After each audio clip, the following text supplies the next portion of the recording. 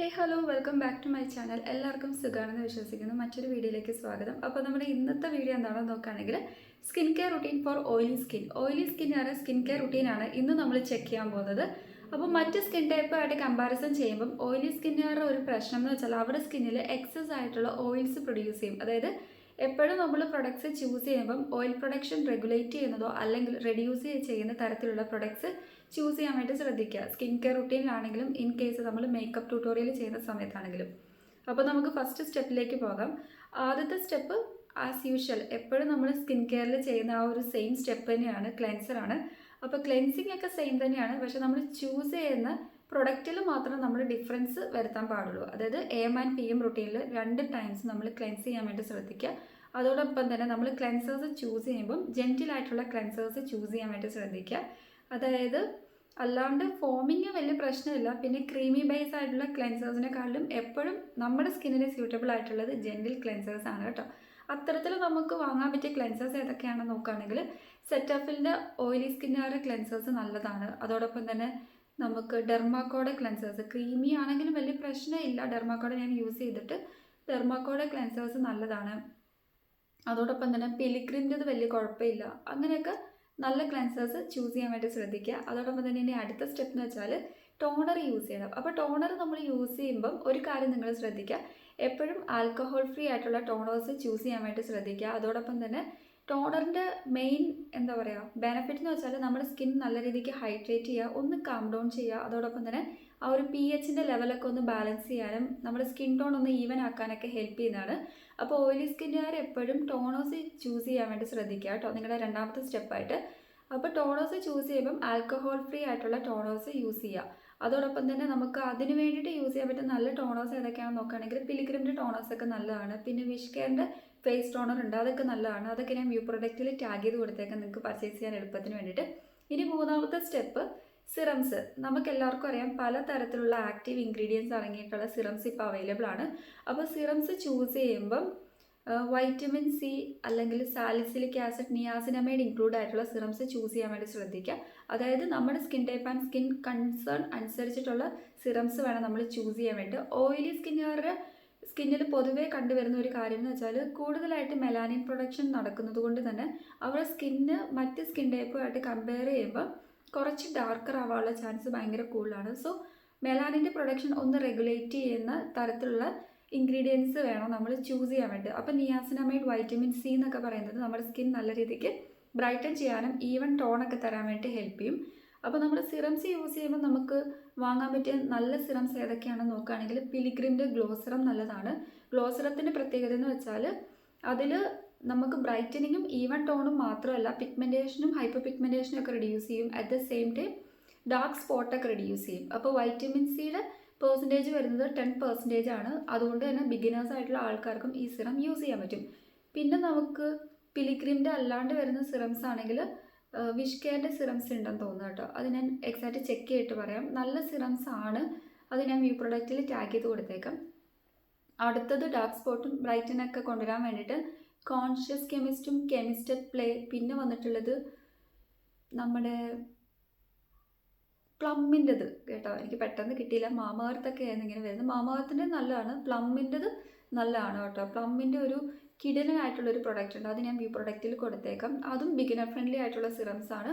അപ്പോൾ സിറംസ് എന്ന് വെച്ചാൽ നമ്മൾ കമ്പയർ ടു ക്രീംസ് ഒക്കെ ആയിട്ട് കമ്പാരിസൺ ചെയ്യുമ്പം വളരെ ലൈറ്റ് ആയിട്ടുള്ള ടെക്സ്ചർ ആൻഡ് മോളിക്യൂൾസ് ആയതുകൊണ്ട് തന്നെ ഡീപ്പായിട്ട് നമ്മുടെ സ്കിന്നിലേക്ക് പെനിട്രേറ്റ് ചെയ്ത് ഇറങ്ങിയിട്ട് റിസൾട്ട് എന്ന് പറയുന്നത് മറ്റ് പ്രൊഡക്ട്സ് ആയിട്ട് കമ്പയർ ചെയ്യുമ്പം ഫാസ്റ്റർ ആയിട്ടുള്ള റിസൾട്ട് ആയിരിക്കും നമ്മുടെ സ്കിന്നിൽ വിസിബിൾ ആവുന്നത്. ഇനി അടുത്ത സ്റ്റെപ്പ് എന്ന് വെച്ചാൽ മോയ്സ്ചറൈസറാണ്. സിറംസ് നമ്മൾ ചൂസ് ചെയ്യുമ്പം എൻലാർജ്ഡ് ആയിട്ടുള്ള പോഴ്സ് മിനിമൈസ് ചെയ്യുന്ന നമ്മുടെ സ്കിന്നിന് നല്ല രീതിക്ക് മോയ്സ്ചർ ലെവലൊക്കെ റിറ്റെയിൻ ചെയ്ത് നിർത്താൻ പറ്റുന്നതും, അതോടൊപ്പം തന്നെ നമുക്ക് അടുത്തായിട്ട് നോക്കുകയാണെങ്കിൽ ഓൾറെഡി നമ്മൾ പോഴ്സ് ക്ലോഗ്ഡ് ആക്കരുതെന്ന് പറഞ്ഞു അല്ലേ. പിന്നെ ഏറ്റവും ഇമ്പോർട്ടൻ്റ് ആയിട്ട് പറയേണ്ടത് ഓയിൽ പ്രൊഡക്ഷൻ റെഡ്യൂസ് ചെയ്യുന്ന തരത്തിലുള്ള സിറംസ് വേണം യൂസ് ചെയ്യാൻ വേണ്ടിയിട്ട്. അപ്പോൾ നമ്മുടെ സ്കിൻ ടൈപ്പ് ആൻഡ് കൺസേൺ അനുസരിച്ചിട്ട് സിറംസ് ചൂസ് ചെയ്യാൻ വേണ്ടി ശ്രദ്ധിക്കുക. ഇനി ടോണേഴ്സിൻ്റെ കാര്യത്തിൽ ഞാൻ പറയാൻ വിട്ടുപോയൊരു കാര്യമുണ്ട്. ടോണേഴ്സ് ചൂസ് ചെയ്യുമ്പോഴും നമ്മുടെ പോഴ്സ് ക്ലോഗ്ഡ് ആക്കാത്ത തരത്തിലുള്ള ടോണേഴ്സ് വേണം നമ്മൾ ചൂസ് ചെയ്യാൻ വേണ്ടിയിട്ട്. അതായത് ഒട്ടും തന്നെ അൺക്ലോഗ്ഡ് ആക്കാത്ത ടോണേഴ്സ്, അൺക്ലോഗ്ഡ് ആയിട്ടുള്ള ടോണേഴ്സ് കേട്ടോ. അൺക്ലോഗ്ഡ് ആക്കാത്തതല്ല, ക്ലോഗ്ഡ് ആക്കരുത്, അതാണ് പറഞ്ഞതിൻ്റെ സാരം. അപ്പോൾ ഇനി അടുത്തതെന്ന് വെച്ചാൽ മോയ്സ്ചറൈസറാണ്. അപ്പോൾ മോയ്സ്ചറൈസർ എന്ന് പറയുമ്പോൾ നമ്മുടെ സ്കിൻ ടൈപ്പ് ആൻഡ് സ്കിന്നിന് സ്യൂട്ടബിൾ ആയിട്ടുള്ള മോയ്സ്ചറൈസേഴ്സ് യൂസ് ചെയ്യാൻ വേണ്ടി ശ്രദ്ധിക്കുക. ഓയിലി സ്കിന്നുകാർക്ക് ഞാനൊരു എക്സാമ്പിൾ പറയുകയാണെങ്കിൽ ബെസ്റ്റായിട്ട് അവർക്ക് ചൂസ് ചെയ്യാൻ പറ്റുന്ന ജെൽ ബേസ് ആയിട്ടുള്ള മോയ്സ്ചറൈസേഴ്സ് ആണ്.